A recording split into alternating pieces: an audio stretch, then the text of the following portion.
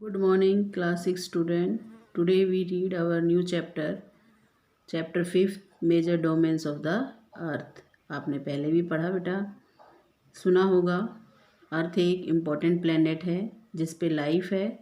इसको blue planet भी कहते हैं। ह्यूमन बींग्स हैं, एनिमल्स हैं, यहाँ पे लिव करते हैं क्योंकि यहाँ पे लैंड है, वाटर है, एयर है। ये जनरल चीज़ें आपको पता है। तो हम आज अर्थ के जो प्रमुख डोमेन्स हैं यानी क्षेत्र हैं उनके बारे में पढ़ेंगे। एक सिंपल इंट्रोडक्शन लेते हैं बेटा, ध्यान से देखिए। आपने पहले ही रीड कर लिया है फर्स्ट चैप्टर में कि अर्थ क्या है, ओनली प्लेनेट है जिस पे लाइफ है। और ह्यूमन बीइंग जो है वो यहाँ पे लिव यानी रहता है। क्यों? क्योंकि जो लाइफ सस्टेनिंग एलिमेंट है यानी जीवन यापन करने के जो तथ्य हैं वो कौन कौन से बेटा? Land, water and air. यानी हमें हमारा जीवन यापन करने के लिए हमें भूमि चाहिए, पानी चाहिए और हवा चाहिए। ये कहाँ प्रेजेंट है? अर्थ पे। और जो सरफेस है अर्थ की बेटा, अर्थ सरफेस है अर्थ की, वो कॉम्प्लेक्स जोन है यानी जटिल कह सकते हैं इसे। In which 3 main components of the environment meet, जहाँ पे एनवायरनमेंट के 3 कंपोनेंट्स मिलते हैं, ओवरलैप होते हैं और इंटरेक्ट होते हैं, ख़त्म भी हो जाते हैं और एक दूसरे से इंटरेक्ट भी होते हैं। जो सॉलिड पोर्शन होता है बेटा अर्थ का, ऑन विच वी लिव, जिस पे हम रहते हैं, उसे लिथोस्फीयर कहते हैं। हिंदी लिख लीजिए, लिथोस्फीयर स्थलमंडल। और जो गैसियस लेयर है यानी गैस की जो लेयर है जो हमारे अर्थ के सराउंड है यानी चारों तरफ है, उसे हम एटमॉस्फेयर कहते हैं यानी वायुमंडल कहते हैं। जहाँ पे ऑक्सीजन है, नाइट्रोजन है, कार्बन डाइऑक्साइड है और दूसरी गैसेस पाई जाती हैं। यही सारी चीज़ें कहाँ पाई जाती है बेटा? एटमॉस्फेयर में। वायुमंडल में ऑक्सीजन, नाइट्रोजन, कार्बन डाइऑक्साइड और दूसरी गैसेस पाई जाती हैं, उसको एटमॉस्फेयर कहते हैं। लिथोस्फीयर क्या है बेटा? सॉलिड पोर्शन है हमारे अर्थ का, जिसको हम लिथोस्फीयर। तो 2 डोमेन्स हो गए बेटा। आगे देखिए, water cover a very big area. ध्यान से देखिए, very big area of earth surface, क्योंकि 75% पे अर्थ सरफेस पे पानी है। And this area is called hydrosphere यानी जलमंडल। The hydrosphere comprise water in all its form. Hydrosphere में वाटर के सभी फॉर्म्स हैं। दैट इज़, जैसे फॉर्म्स कौन कौन से बेटा? आइस है, वाटर है और वाटर वेपर है। समझ में आया? ये वाटर के फॉर्म्स हैं, बर्फ़ के रूप में, पानी के रूप में या जल वाष्प के रूप में। वाटर वेपर में जल वाष्प, ये तीनों जितने भी फॉर्म्स हैं ये हाइड्रोस्फीयर में मिलते हैं हमें। बायोस्फीयर क्या है बेटा? जैव मंडल, जहाँ ये तीनों मिलते हैं। तीनों कौन? हाइड्रोस्फीयर, लिथोस्फीयर और एटमॉस्फेयर। जहाँ ये तीनों इंटरेक्ट करते हैं उसको बायोस्फीयर कहते हैं। ये एक नैरो जोन है बेटा जहाँ पे लैंड, वाटर, एयर एक साथ पाया जाता है। Which contain all form of life, जहाँ पे हर प्रकार का जीवन संभव है। तो आपको 4 डोमेन्स पता चला। पहला लिथोस्फीयर, जो सॉलिड पोर्शन होता है अर्थ का। एटमॉस्फेयर, जिसमें ऑक्सीजन, नाइट्रोजन, कार्बन डाइऑक्साइड और अदर गैसेस पाई जाती हैं। हाइड्रोस्फीयर, जिसमें वाटर के सभी फॉर्म्स पाए जाते हैं। बायोस्फीयर, ये नैरो जोन है जहाँ पे लैंड, वाटर और एयर एक साथ पाया जाता है। अब हमने चारों का सिंपल इंट्रोडक्शन तो दे दिया, अब हम डिटेल में पढ़ेंगे। सबसे पहले पढ़ेंगे लिथोस्फीयर यानी स्थलमंडल। क्या है बेटा लिथोस्फीयर की हिंदी? स्थल, जमीन जिसको कहते हैं वो। अब पैराग्राफ पे ध्यान से देखिए। पहले बता दिया सॉलिड पोर्शन होता है अर्थ का, उसे हम लिथोस्फीयर कहते हैं। इसमें क्या क्या कंप्राइज है बेटा, क्या क्या शामिल है? Rocks of the earth crust, earth के क्रस्ट पे जो रॉक्स हैं। थिन लेयर ऑफ सॉइल, पतली परत है किसकी? मिट्टी की, जिसमें क्या होता है? न्यूट्रिएंट्स होता है बेटा। न्यूट्रिएंट्स मीन पोषक और एलिमेंट्स मीन तत्व। विच सस्टेन्स ऑर्गेनिज्म, जिसमें ऑर्गेनिज्म होते हैं। There are 2 main division of the earth surface, 2 main division है बेटा अर्थ सरफेस के। The large land mass are known as continent, और जो ह्यूज वाटर बॉडी है उनको हम कहते हैं ओशियन। क्या है बेटा? ओशियन। 2 भागों में बांटा गया लैंड मास को। एक लार्ज जो लैंड मासेज हैं वो होते हैं क्या? कॉन्टिनेंट। और जो ह्यूज वाटर बॉडीज़ हैं वो क्या होते हैं?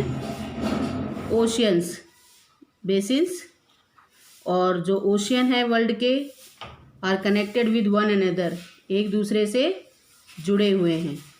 All the ocean of world are connected with one another, एक दूसरे से जुड़े हुए हैं। अब हम मैप देखेंगे बेटा वर्ल्ड का, फिगर 5.1 में है नेक्स्ट पेज पे। Are all the land masses connected with one another, सारे लैंड मासेस भी एक दूसरे से जुड़े हुए हैं। इसमें क्या है बेटा, know with the following expansion. जैसे हमने पहले कहा कि वाटर बॉडीज एक दूसरे से जुड़ी हुई है, तो मैप 5.1 को देख के हमें पता करना है क्या सभी लैंड मास एक दूसरे से जुड़े हुए हैं। तो आंसर क्या दे रखा है बेटा, नो, सभी लैंड मासेस एक दूसरे से नहीं जुड़े हुए हैं। जैसे यूरोप है, एशिया है, अफ्रीका है, ये कनेक्टेड विद वन अनदर, ये तीन तो एक दूसरे से जुड़े हुए हैं, यूरोप, एशिया और अफ्रीका। नॉर्थ अमेरिका और South America connected with each other. Australia and Antarctica are not connected either with each other और with other land mass. Australia है और अंटार्कटिका है, ये ना तो एक दूसरे से जुड़े हुए, not connected either with each other, एक दूसरे से भी नहीं जुड़े हुए हैं, और ना दूसरे लैंड मासेस से जुड़े हुए हैं, यानी सबसे अलग है ये। मैप में समझ में आएगा बेटा। नेक्स्ट पेज पे है, पहले हम इसको देखते हैं। The level of sea water, जो सी वाटर का लेवल है स्थिर है, रिमेन्स द सेम एवरीवेयर, हर जगह सेम रहता है। जो एलिवेशन है ऑफ लैंड की, वो major from the level of the sea, जो ऊंचाई होती है लैंड की वो हम कहाँ से नापते बेटा, जो लेवल होता है सी का उससे, which is taken as zero, जिसको हम जीरो मान लेते हैं। और जो हाईएस्ट माउंटेन पीक है, अंडरलाइन कर लो बेटा, ये है माउंट एवरेस्ट। सबसे ऊंची चोटी क्या है, माउंट एवरेस्ट, जिसकी ऊंचाई है 8,848 metre above the sea level. और जो ग्रेटेस्ट डेप्थ है, गहराई है, सबसे ज़्यादा गहराई है 11,022 यानी 11,022 metre is recorded at Mariana trench in the Pacific Ocean. ये भी जीके क्वेश्चन बेटा, अंडरलाइन करिए। आपसे पूछा जाए कि ग्रेटेस्ट डेप्थ क्या है, तो आप क्या कहोगे, मेरिनियन ट्रंच, जो पैसिफिक ओशियन में प्रशांत महासागर में 11,022 मीटर नीचे है। आज हम मैप समझ लेते हैं बेटा, ध्यान से देखिए मैप को। इसमें कॉन्टिनेंट्स हैं, ओशियंस हैं, आपको जो बताया था वो देखिए कैसे जुड़े हुए हैं, कौन कौन से अलग है। मैप से ज़्यादा अच्छे से समझ में आएगा। देखिए दिख रहा है, कलर फिल किए हुए बेटा। ये हमारा क्या है, नॉर्थ अमेरिका, ये हमारा क्या है, साउथ अमेरिका, ये एक दूसरे से जुड़े हुए हैं। ये है यूरोप, ये है एशिया, एशिया में ही है इंडिया, ये है अफ्रीका, ये तीनों एक दूसरे से जुड़े हुए हैं। दो कॉन्टिनेंट कौन से बताए थे बेटा, एक तो ऑस्ट्रेलिया है और एक अंटार्कटिका। देखिए ना तो ये एक दूसरे से जुड़े हुए हैं, ना किसी और कॉन्टिनेंट से जुड़े हुए हैं, ये दोनों अलग हैं। इसको तो कहते ही क्या है, आइलैंड कॉन्टिनेंट कहते हैं। और ये बर्फ़ से हरदम बर्फ़ जमी रहती है। यहाँ बहुत कम संख्या में जनसंख्या है, ना कि कहें कि बिल्कुल ना बराबर है। रिसर्च के लिए लोग जाते हैं थोड़े दिन के लिए, परमानेंट वहाँ कोई नहीं रहता है। तो समझ में आया मैं बेटा। ओशियंस देखिए बेटा, ये सारे पैसिफिक ओशियन है, इंडियन ओशियन है, अटलांटिक ओशियन है, आर्टिक ओशियन है, ये सारे एक दूसरे से जुड़े हैं। पानी है बेटा, एक दूसरे से कहीं ना कहीं मिल ही जाता है, लेकिन कॉन्टिनेंट एक दूसरे से जुड़े हुए नहीं है। कौन से दो कॉन्टिनेंट जुड़े हुए नहीं है, अंटार्कटिका और ऑस्ट्रेलिया।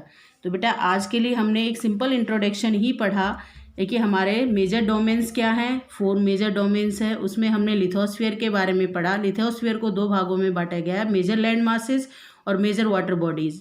मेजर लैंड मासेस को कॉन्टिनेंट कहते हैं और उसको वाटर बॉडीज़ को ओशियन कहते हैं।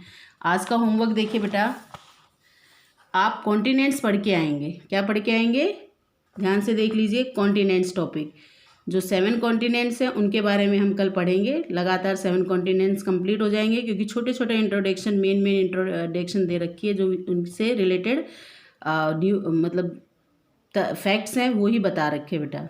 Thank you. घर से कॉन्टिनेंट ज़रूर याद लर्न करिएगा, रीड करिएगा, और नहीं समझ में आए जब कल करवाया जाए तो ध्यान से देखिएगा।